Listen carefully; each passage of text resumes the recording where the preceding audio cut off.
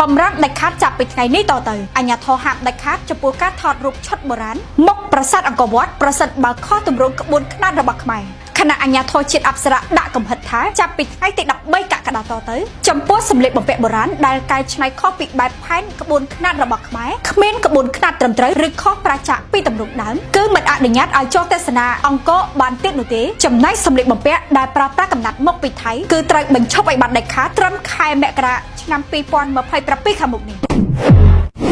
មន្ត្រីអាជ្ញាធរជាតិអប្សរាសហការជាមួយនឹងមន្ទីរវប្បធម៌និងវិចិត្រសិល្បៈខេត្តសៀមរាបអាជ្ញាធរដែនដីរួមទាំងប៉ូលីសការពារបេតិកភណ្ឌបានជួបសម្ដែងសម្ដារជាមួយក្រុមអាជីវករដែលបម្រើការសេវាកម្មជួលសម្លៀកបំពាក់បែបខ្មែរបុរាណឲ្យជិតបរទេសដែលបានមកទស្សនានៅប្រាសាទក្នុងតំបន់រមណីយដ្ឋានអង្គរកាលពីថ្ងៃទី13ខែកក្កដាឆ្នាំ2026ការជួបសម្ដែងសម្ដារនេះក្នុងគោលបំណងចង់ឲ្យក្រុមអាជីវករទាំងអស់ដែលប្រកបមុខរបរបម្រើសេវាតុបតែងឬជួលសម្លៀកបំពាក់ប្រពៃណីជាតិខ្មែរដល់ភ្ញៀវទេសចរដែលចូលទស្សនាឲ្យបានយល់ដឹងត្រឹមត្រូវនៃរចនាប័ទ្មនិងក្បួនខ្នាតសម្លៀកបំពាក់ប្រពៃណីបុរាណរបស់ខ្មែរនិងយល់ដឹងថាអ្វីដែលមិនមែនជាប្រពៃណីខ្មែរហើយបំរើឲ្យវប្បធម៌បរទេសមន្ត្រីការិយាល័យសូនរូបនៃមន្ទីរវប្បធម៌និងវិចិត្រសិល្បៈខេត្តសៀមរាបដែលជំនាញលើសិល្បៈបុរាណខ្មែរនិងបានស្រាវជ្រាវលើផ្នែកសម្លៀកបំពាក់ខ្មែរអស់រយៈពេលជាច្រើនឆ្នាំលោកច័ន្ទសាភ័ណ្ឌបានឲ្យដឹងថានៅពេលបច្ចុប្បន្ននេះគឺមានអាជីវករមួយចំនួននៅខាងមុខបរិវេណប្រាសាទអង្គរវត្តបានចូលឈុតបុរាណដែលបានស្លៀកពាក់ខុសពីទម្រង់ដើមមាន 70% ជាពិសេសការប្រើប្រាស់កំណាត់និងគ្រឿងអលង្ការដែលនាំចូលពីប្រទេសថៃ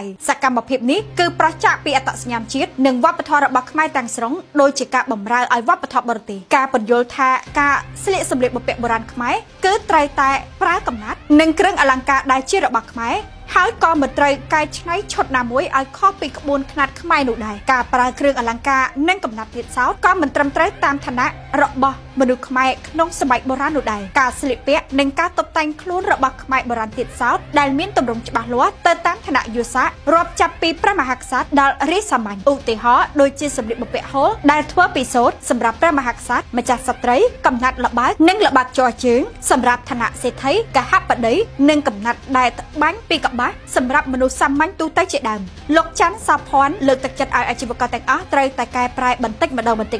មកប្រើហូលសូត្រឬល្បាតពេជ្រល្បាតរងជើងនិងគ្រឿងអលង្ការខ្មែរដែលជាការលើកតម្លៃអ្នកតម្បាញនិងជាងតងខ្មែរហើយវប្បធម៌ខ្មែរក៏នឹងនៅគង់វង្សមិនបាត់បង់លោកទេសសុធីអនុប្រធាននាយកដ្ឋានអភិវឌ្ឍទេសចរនិងវប្បធម៌នៃអាជ្ញាធរជាតិអប្សរាបានថ្លែងថាការជួលសម្លៀកបំពាក់ឬឈុតបុរាណមួយចំនួននៅក្នុងតំបន់អង្គរមិនត្រឹមត្រូវតាមទម្រង់ដើមមានការរិះគន់ជាបន្តបន្ទាប់និងធ្វើឲ្យប៉ះពាល់យ៉ាងខ្លាំងដល់តម្លៃនៃវប្បធម៌ខ្មែរអាជ្ញាធរជាតិអប្សរានិងមន្ទីរវប្បធម៌និងវិចិត្រសិល្បៈខេត្តសៀមរាបសនំពរឲ្យក្រុមអាជីវករដែលបម្រើសេវាកម្មជួលសម្លៀកបំពាក់ឈុត